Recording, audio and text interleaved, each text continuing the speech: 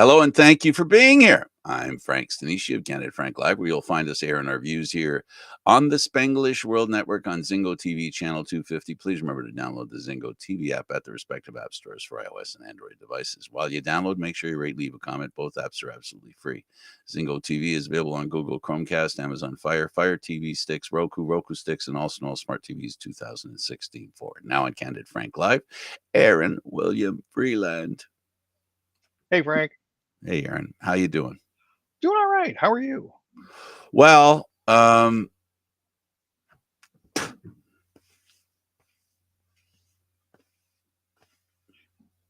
good. Excellent. Hathead. You know, it happens to the best of us. That's why I keep mine short, though. Mine's short, but not short enough, apparently. All right. We're gonna talk about something that's really important right now, and that is the Canadian government and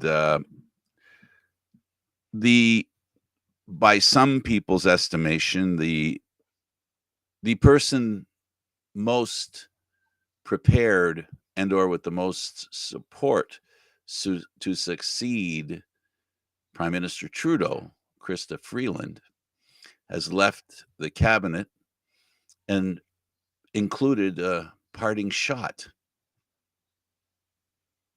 Yeah, it was a rather interesting morning for sure. Um, having all sorts of different confirmations flying around and people being elevated to different positions in relatively short order to cover the shortfall. Leblanc has been sworn in as as the finance minister after Christie resigns. That's public safety minister Dominic Leblanc. Um, Freeland said that she had to step down from her position because the prime minister had apparently lost faith in her and wanted to assign her a new role, specifically dealing with Trump and the upcoming transition of power in the United States. Um, in her resignation letter, Freeland said that she and Trudeau had felt themselves at odds for weeks about the best path forward for Canada, including how to treat the 25% tariff threat from the states. And This, of course, has led to the usual barking seals to speak up about, oh, it's time for an election. Everybody's corrupt. They have to go. Trust my three-word slogans. Um, it's certainly a time of turmoil, and it's something that's going to give me fodder for weeks to come, if not more.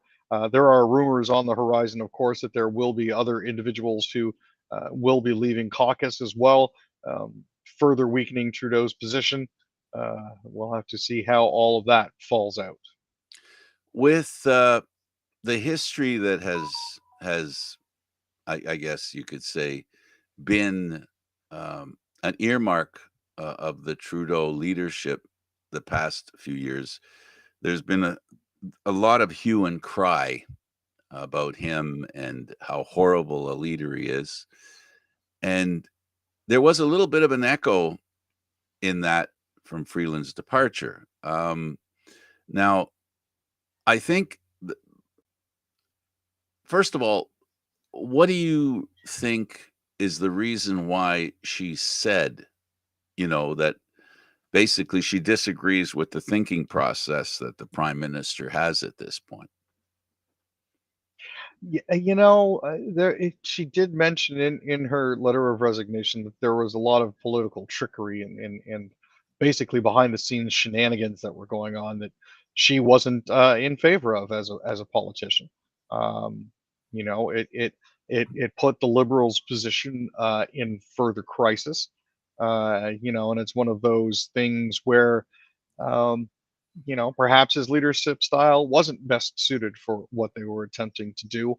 Uh, you know, there are certain political songs that can played over and over and over again.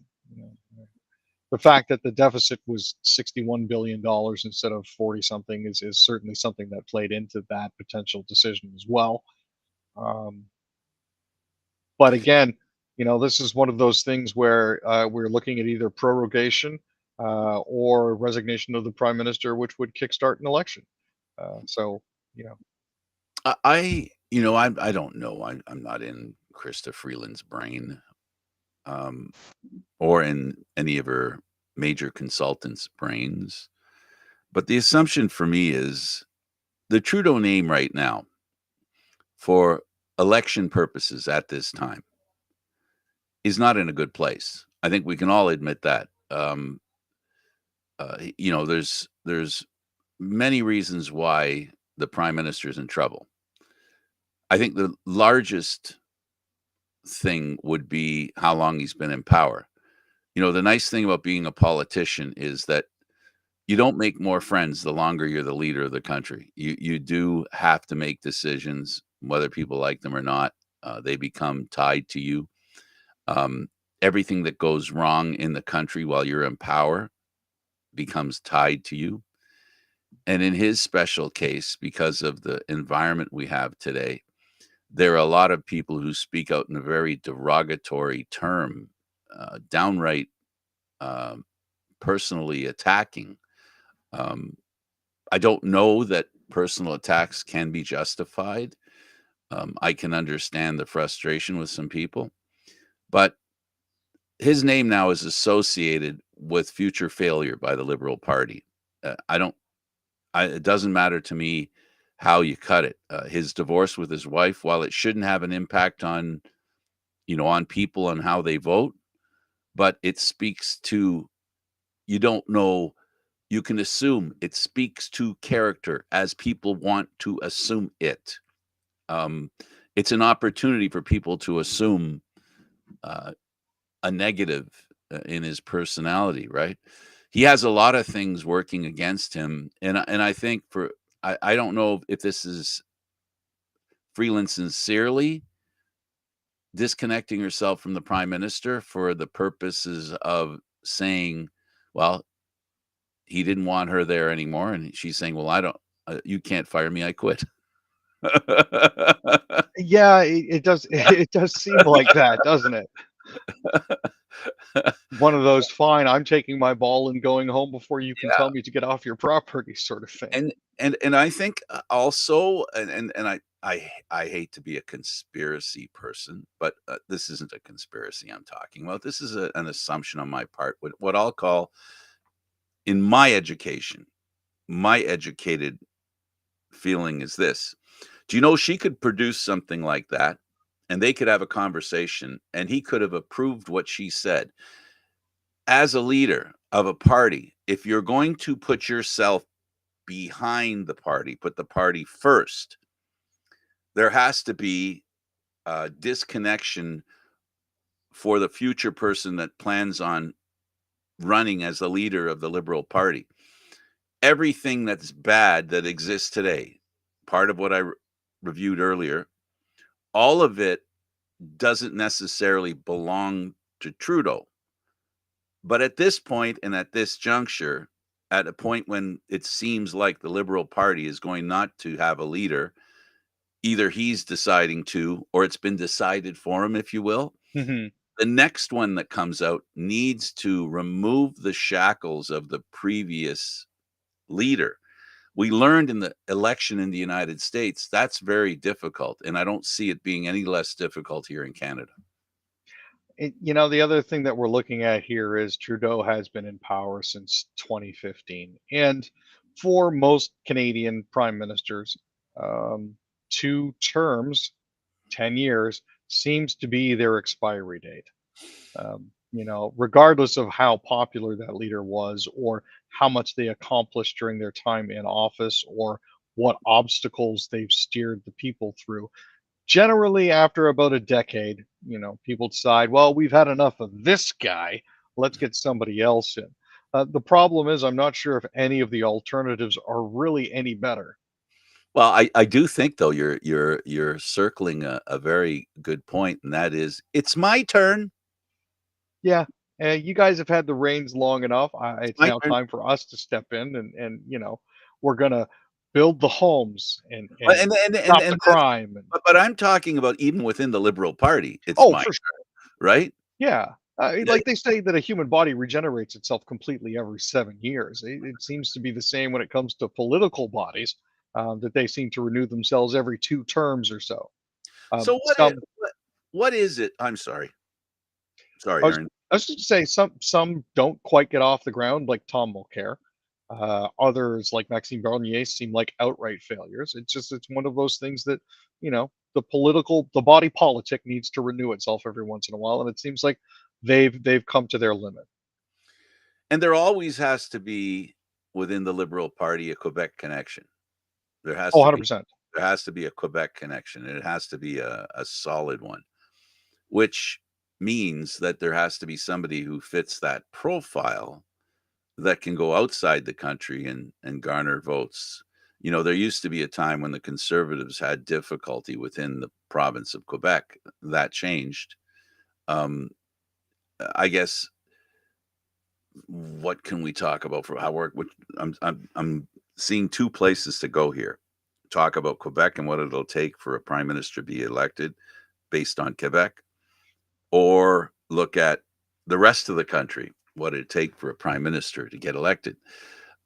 This will be an election era in which I think, and unfortunately, we Canadians, we tend to be a part of the echo of politics in the United States. I think what we'll have this time is we're going to have a prime minister. I think that is pro drill, drill, drill. I mean, it certainly does seem to be trending that way. I know that other political groups were certainly caught out by that as well. When they asked Doug Ford about it, he said, I had no idea that that was actually coming." So it's one of those, huh? I had absolutely no clue that any of this was in the offing. When they asked Leblanc about it, he had indicated that no, even when he'd been with Trudeau at Mar-a-Lago couple of weeks ago, there was no indication from Trudeau that this was happening. So this is it's certainly a maneuver that seems to have taken the party by surprise. You throw on top of that the Liberal housing minister Sean Fraser saying he's not going to seek re-election because he wants to spend more time with his family, and I think there were three or four other members of the Liberal Party that said that they were not going to be running again. So it's certainly thrown the Liberal Party for a bit of a loop. Um, I think one of the things that we need to note as well here is that the majority of the prime ministers of Canada tend to come from the east. Starting all the way back with John A. And working ourselves all the way through uh, to Justin, who comes from Quebec. The only like Diefenbaker was a prime minister from Saskatchewan. Joe Clark had a mercifully short reign, but he was from Alberta. Um, you know, you also had Kim Campbell from BC, who again had a very short reign. Uh, and I think the only other person I can think of that has sat at the head of power for so long was Stephen Harper from Calgary, who was Originally from Ontario. originally from Ontario, moved to Calgary. And the Worked his prime way. minister we have now is originally from Quebec, but went to BC, Mhm. right? So I'm not trying to poke holes in what you're saying. I'm just basically saying it isn't 100%, right? No. There's variables. Yes. I wonder, because you bring up an excellent point, and this is something to truly consider for all us Canadians to consider. How much impact did that conversation in Mar-a-Lago with the president designate with the prime minister? He comes back from that. And Krista Freeland, in my opinion, correct me please if I'm wrong, she was kind of the antithesis of Donald Trump. She's a fighter. She wasn't going to roll over if Donald Trump did whatever he did. She wouldn't roll over. And I think, in a sense, that's what she was saying. That was the message she was delivering. She Mhm. was basically saying, no more games. Now it's like I get the impression from what she said is playtime's over. Now it gets real. And she's saying, now we've gotta do. I mean, how do you deal with a US president uh, who coming in is going to say, it's time for you to do things the way I tell you, like it or not? Yeah, it's one of those things where they're in an uncomfortable position now when it comes to dealing with the American government, because for a lot of people in Canada, um, And for a lot of the political parties and political members in Canada, Donald Trump is the antithesis of everything Canadian. So, they're now finding themselves in an area where they have to try to be able to push back, but at the same time maintain diplomatic relations with who a person who is essentially a bully on the world stage, and that's a very, very difficult situation to be in. I might have agreed with you 10 years ago. That doesn't to me, Fair. that doesn't move as clearly. Hmm. It doesn't resonate as clearly as I would like it to. Uh, the problem is, some of the policies that Canada believes in, even the prime minister himself, sided with Trump, if you remember, when he was gonna make the pipeline happen, right? And then Joe Biden killed it. So Yeah, I, there's I mean, there's a history here that, mhm. there's some stuff. Listen, um, when you got a guy, in Donald Trump who says a lot of crap, a lot of crap.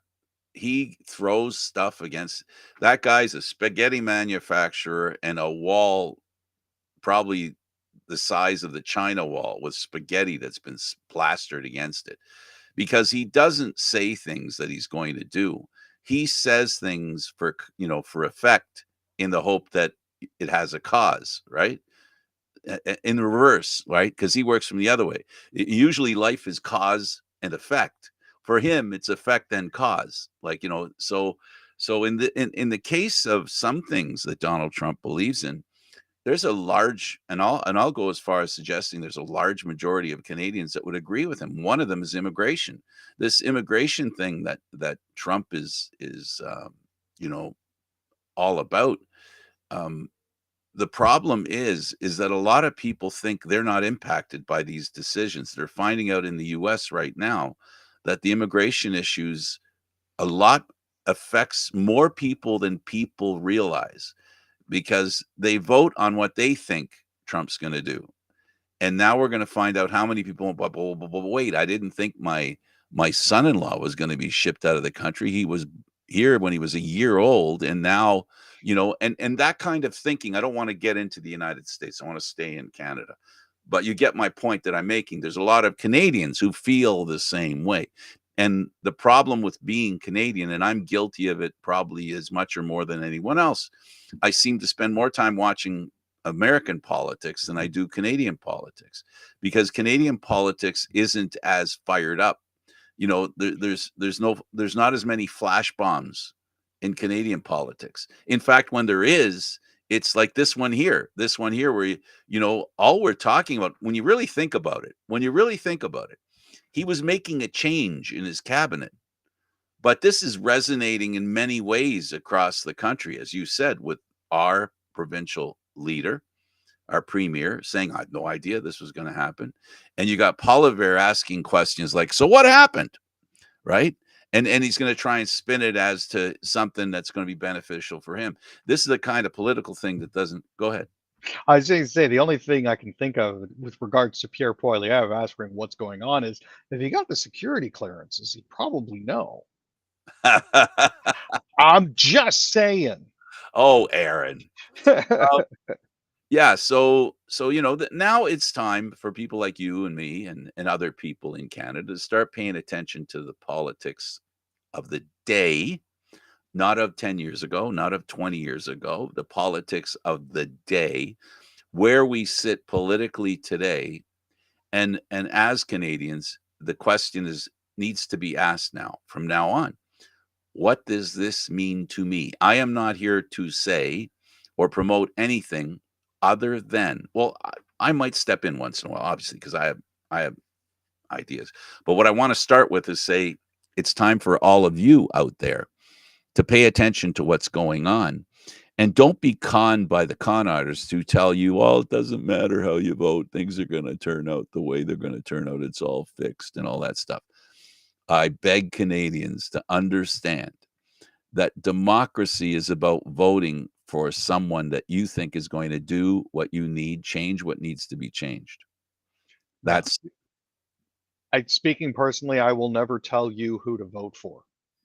I may judge you on who you vote for, but I'm never going to tell you who to vote for. What I do encourage all Canadians to do, because this is going to happen whether we want it to or not, learn the platforms. Don't believe the slogans. Don't buy into, the commercials that say X but actually mean Y. Don't listen to the dog whistles. Go to each of these parties that you're considering voting for and read their platforms. Know what they are going to do for you and what they're going to do for Canadians before you place your vote. And I'll add this. Um, check out the voting record of your representatives. Never mind what they say, watch what they've done.